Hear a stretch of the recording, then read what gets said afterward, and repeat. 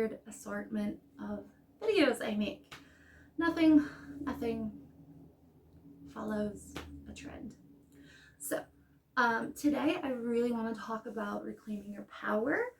I've been thinking about this a lot. I've been working through it for the past month and a half. So I thought this would be a really great time to get it all out of my brain to the internet. So here we are. If you have your coffee, if you are on a walk, wherever you may be listening to this, cheers. I got my gnome mug for fall. This is not coffee.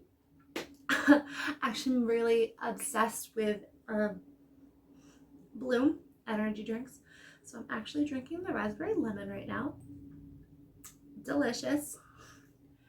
But I've got my caffeine, I've got my notes. So here we go. Reclaiming your power. So this is a very interesting topic. I don't know if this gets like moved around in the self-help or like the spiritual community or anything. I know I've been dabbling in a bunch of stuff and been in and out of books about reclaiming your power.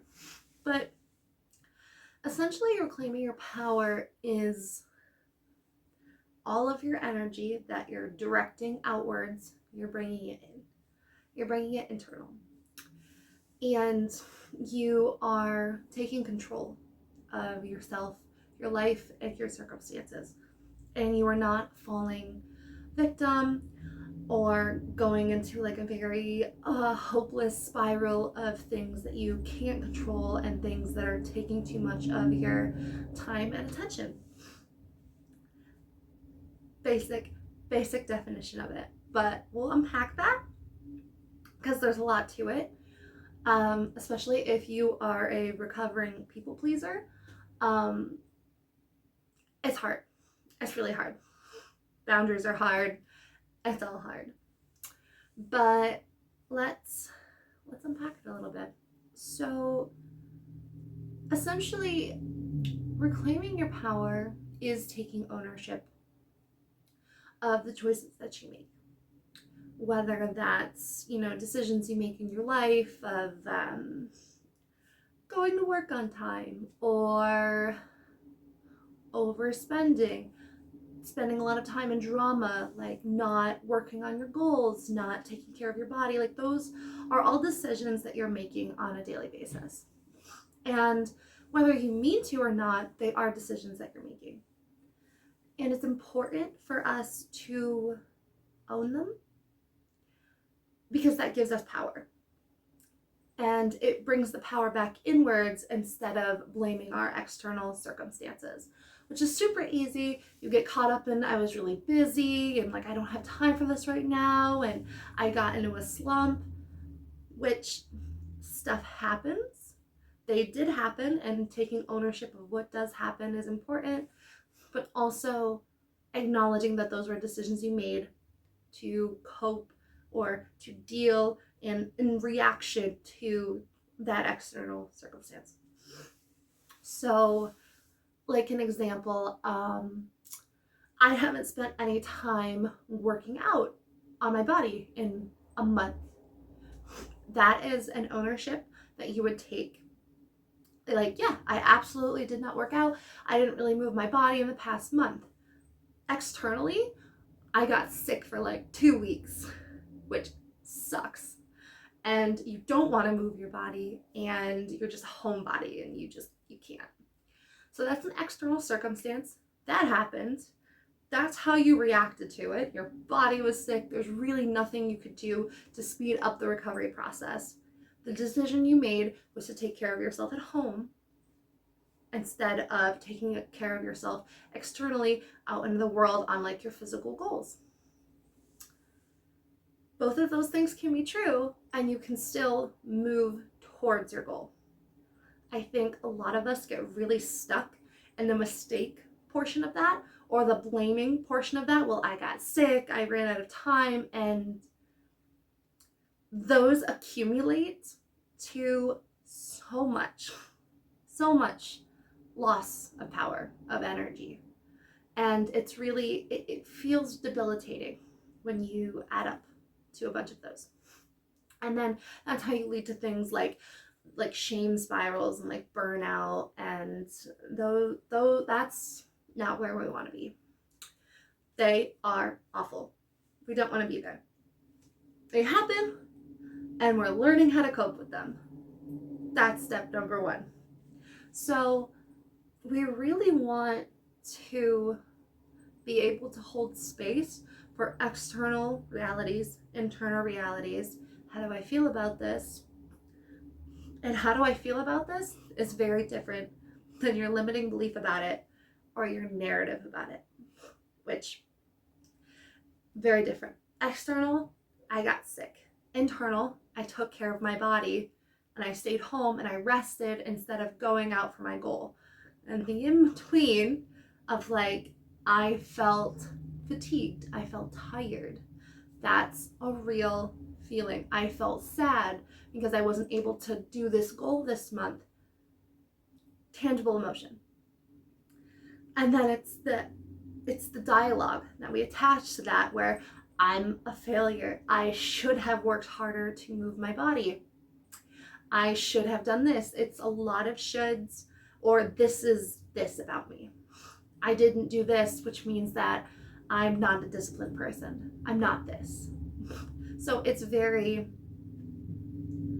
concrete beliefs you're attaching to circumstances, feelings, and then you're making them like a bigger mess than they need to be.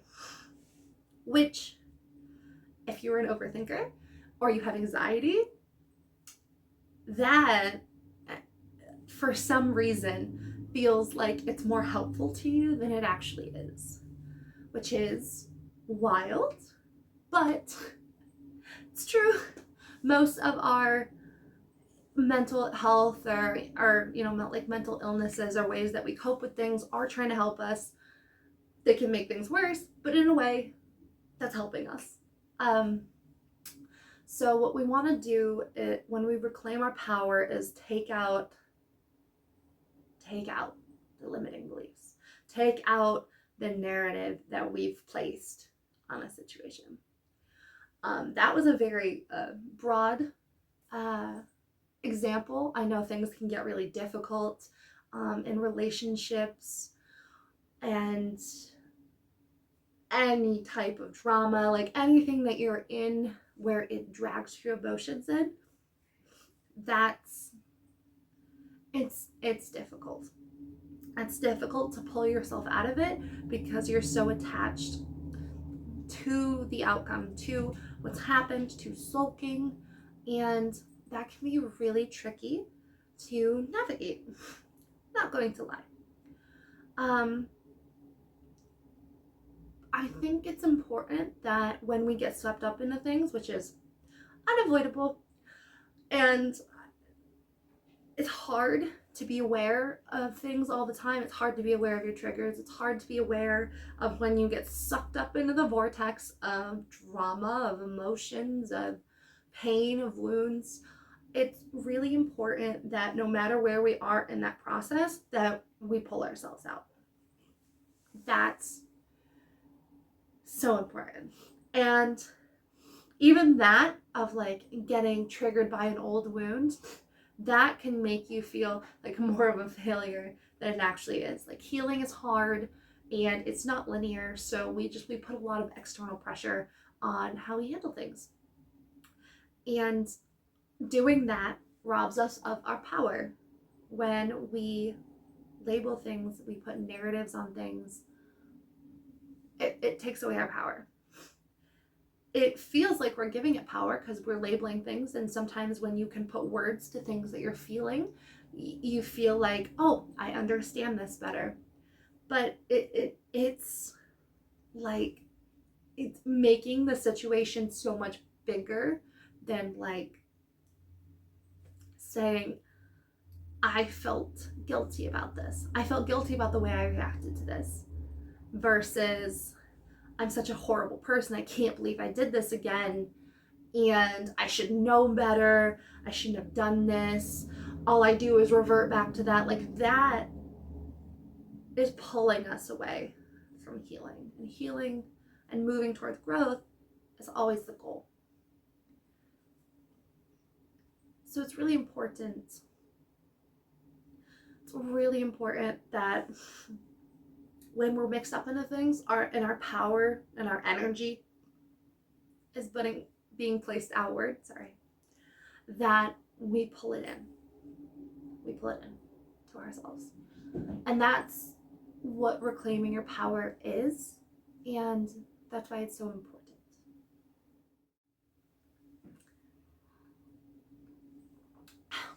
Brief break. I was going on tangents there.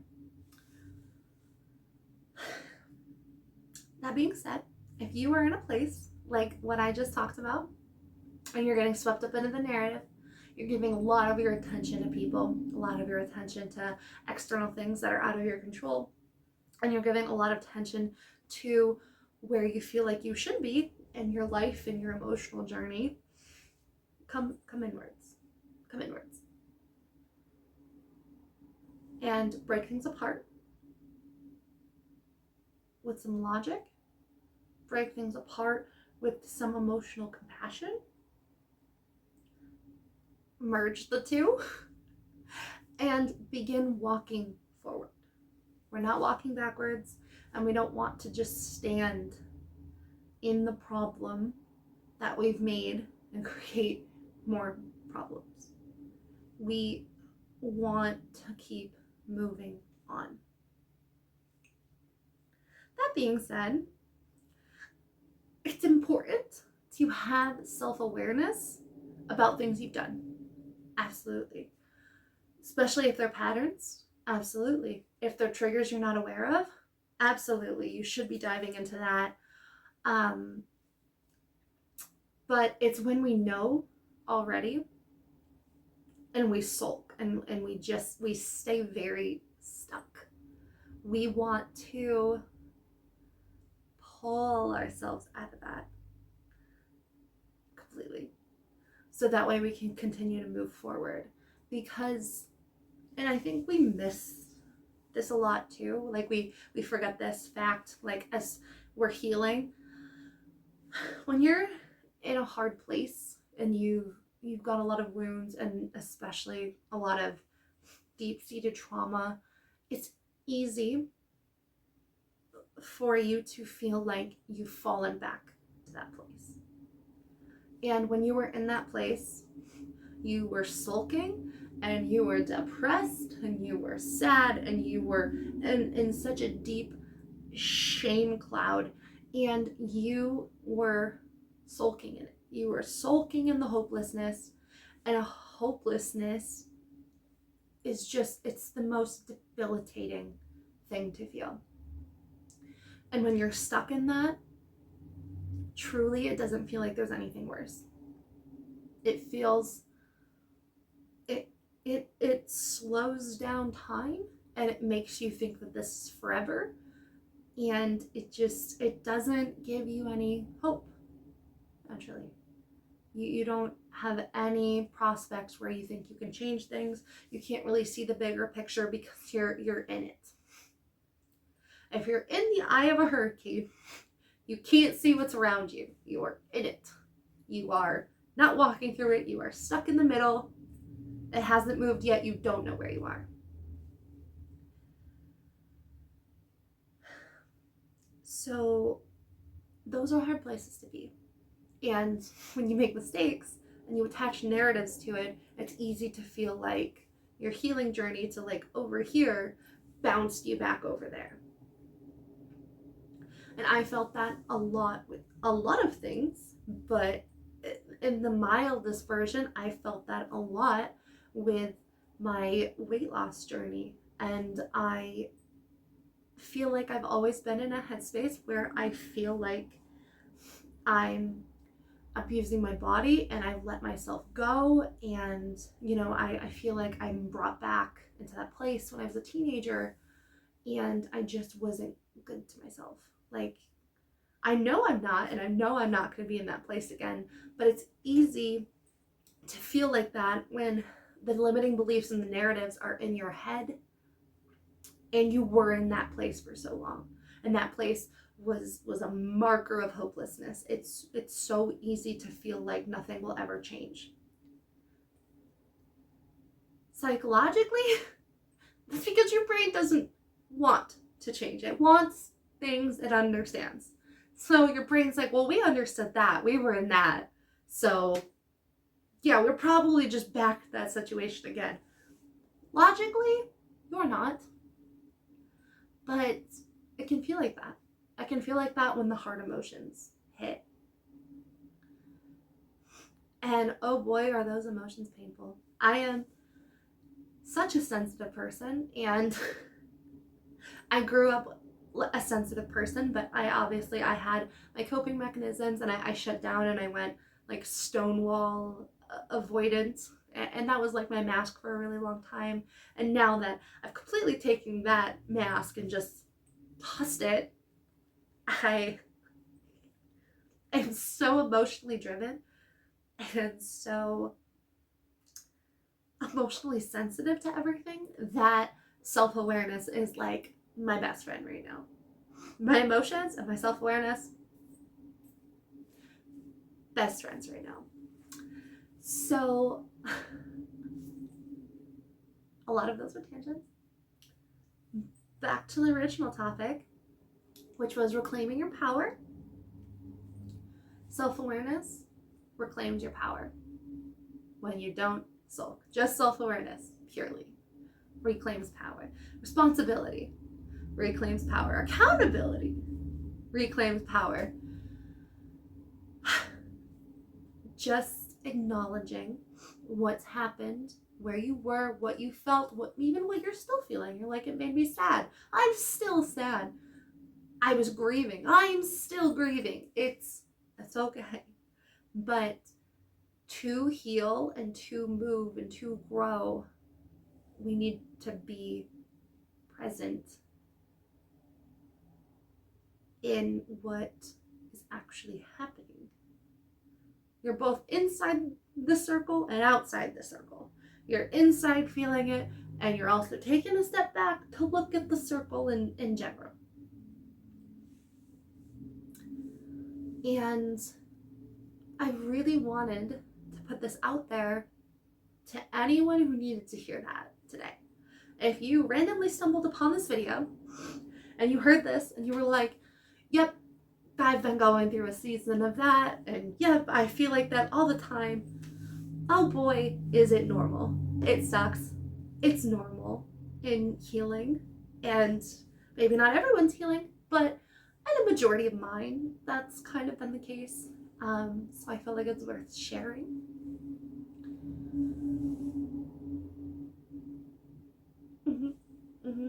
Caffeine break, so I can recollect my thoughts.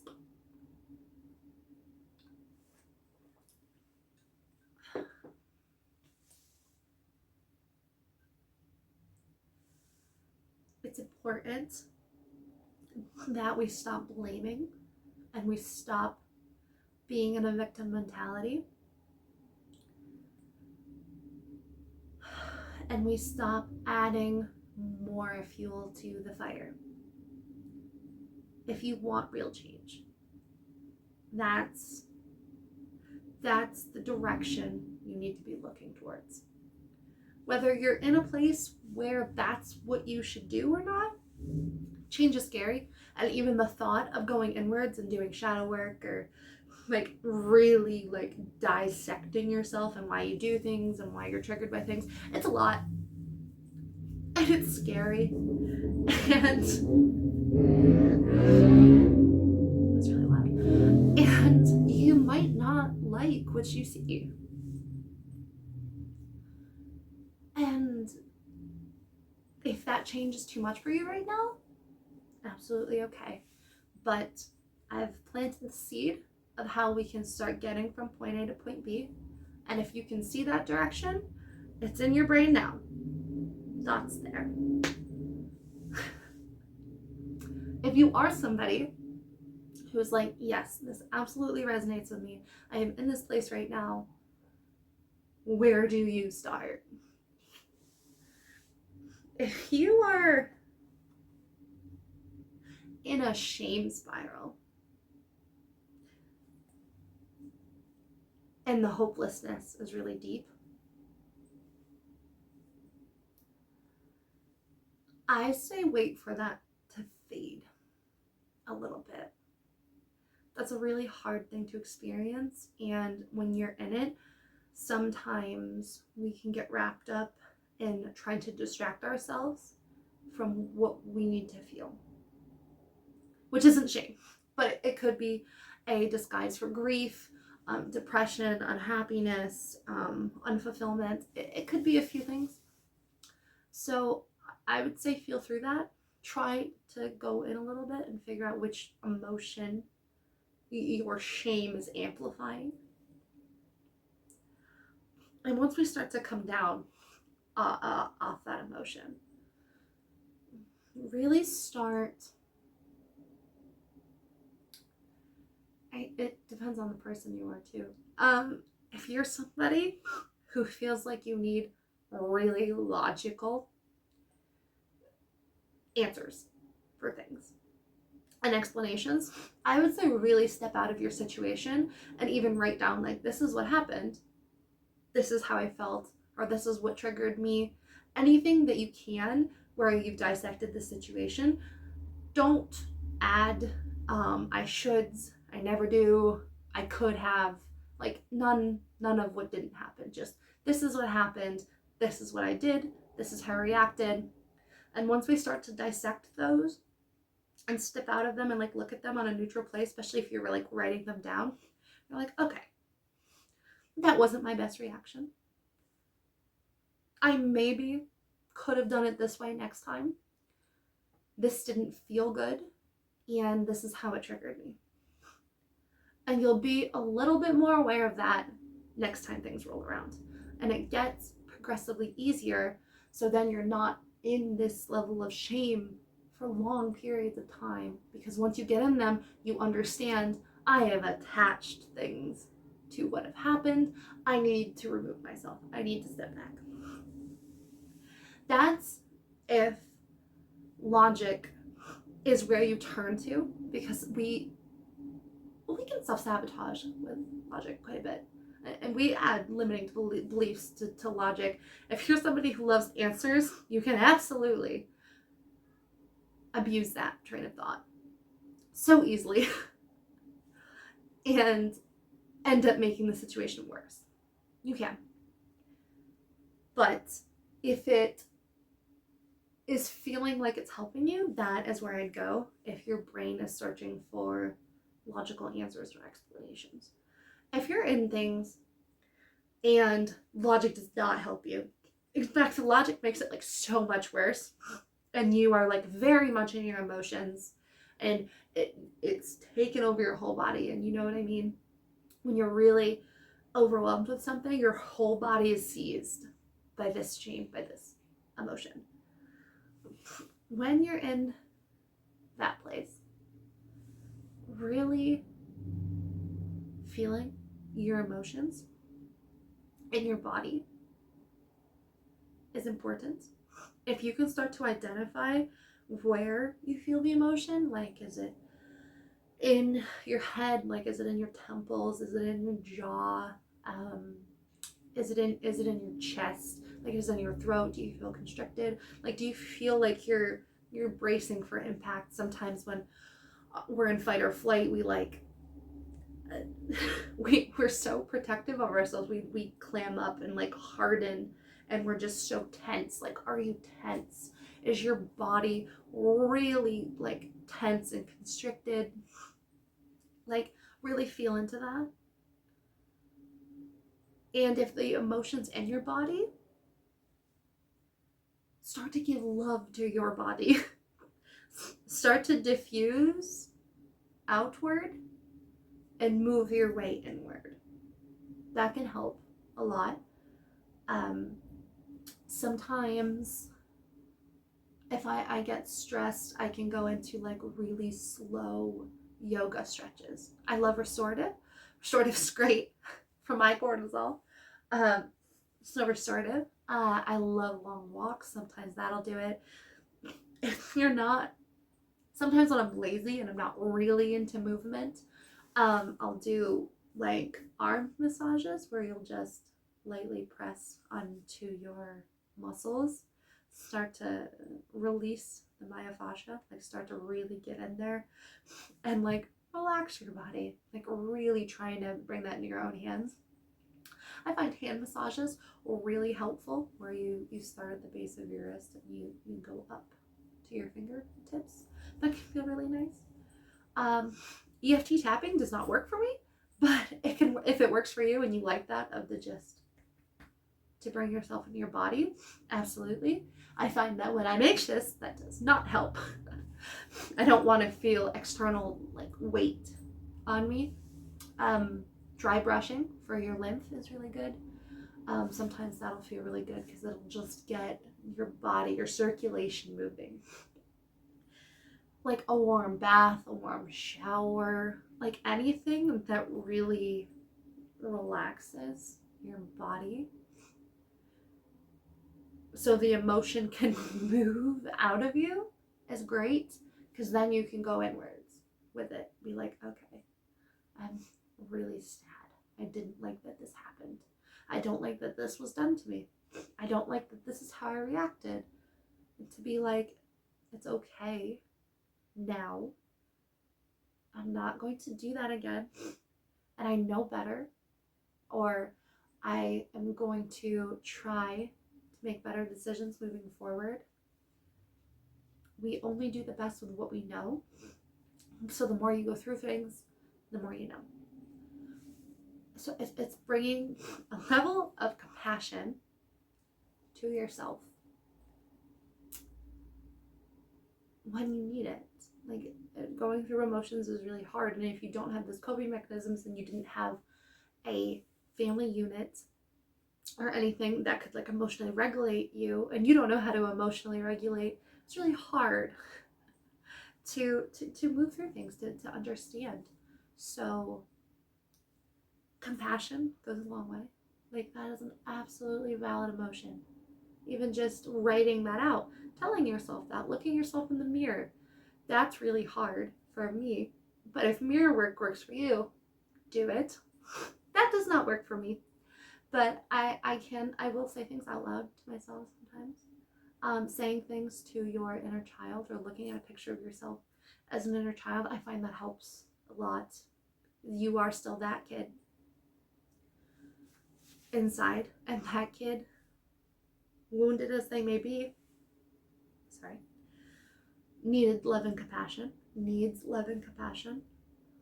And regardless of what age you are, you deserve that love and compassion, especially to yourself. You are in your own corner, and you need to be. If you aren't, it's going to be very hard to grow and to heal, because you're just going to be looking for everything external. And our power has to come within. And we have to choose ourselves. Even if you're the kind of person that's of service, loves to be of service to other people, that's absolutely amazing. You need to choose yourself.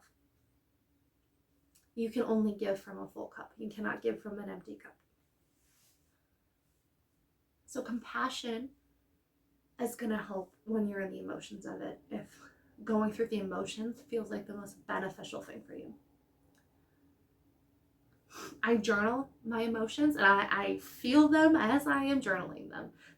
So whether it's like the absolute high of excitement, of joy, to like the lowest of lows of hopelessness, I journaled it, and I felt it while I'm journaling it. Tear-stained journal pages. It happens. It happens. So if feeling through things feels like it helps, that's where I would start taking steps towards, with coming back into yourself and reclaiming your power. Now, I'm gonna re-drink before I move on with my next thought. I don't know if the audio is going to pick up on my nose sounds. I was very sick last month. I'm a teacher. I continue to be sick. And I have so much post-nasal.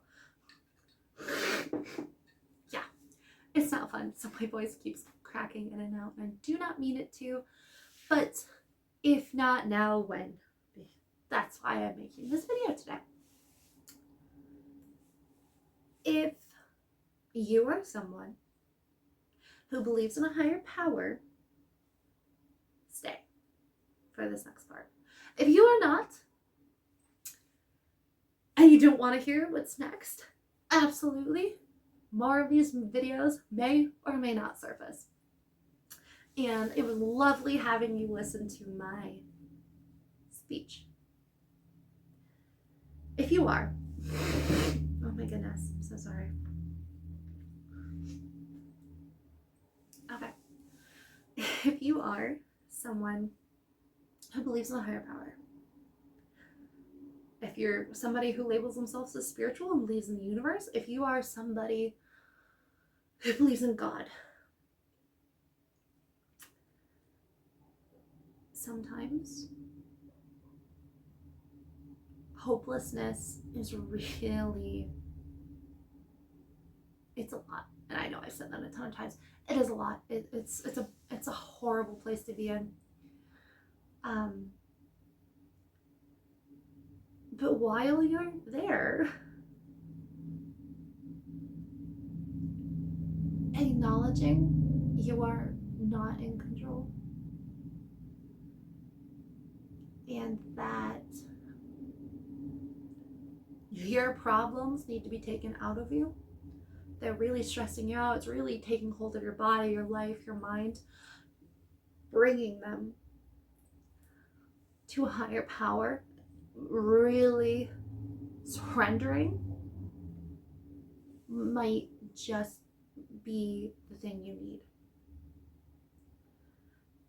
I was not this person up until the last year. Especially if you like to be in control all the time, you have a little bit of OCD tendencies, a lot of perfectionism tendencies.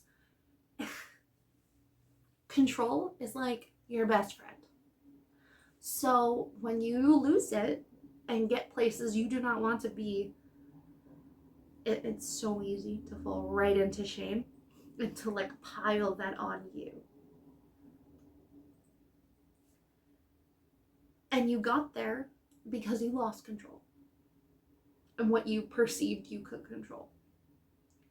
So if you're there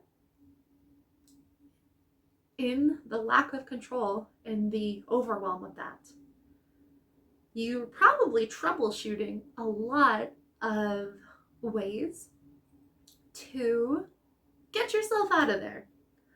They might make things worse because it might not work. You might be adding fuel to the fire. So if you're at the rock bottom of troubleshooting it on your own, bring it to God. Surrender to it. Generally, and I know this is kind of counterintuitive to reclaiming your power, but reclaiming your power by admitting there's nothing more you can do currently, you've done it, and you completely surrender to it, you'd very, very, very well be surprised how things end up turning out. Because things might just change externally that give you a way out, or you will be given a very obvious sign, or you will feel a very obvious level of relief in you, where that might just be the thing that you needed. That might just be what your heart needed. That might just be what your subconscious needed, which is like, you know what? I really can't control that much, and everything I could control, I tried it. It didn't work. here I am. So here, this is where I am. Take it. This is how I'm feeling. I'm in a bad place. However things unfold, okay. I've done what I can. I don't know what else to do.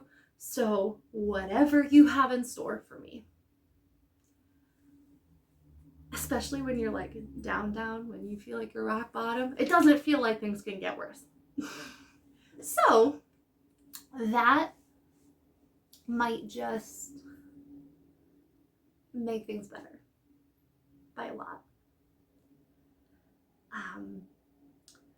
Being in prayer about it, not sulking, but being in prayer about it, again, it's bringing it, surrendering to it. It might just be the thing you need.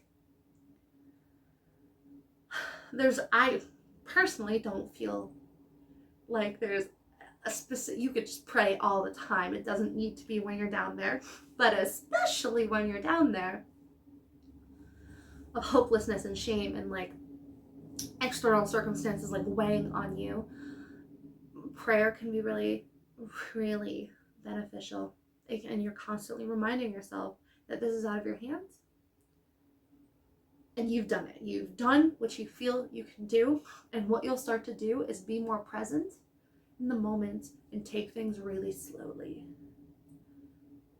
And that may be just what you need. So I hope that this found you well. If you stayed to the end and you were like, that's a good idea, I forget about that, or I do that too, and whatever, like, it happens. I'm gonna laugh through it all because gotta have a sense of humor about this. It's hard.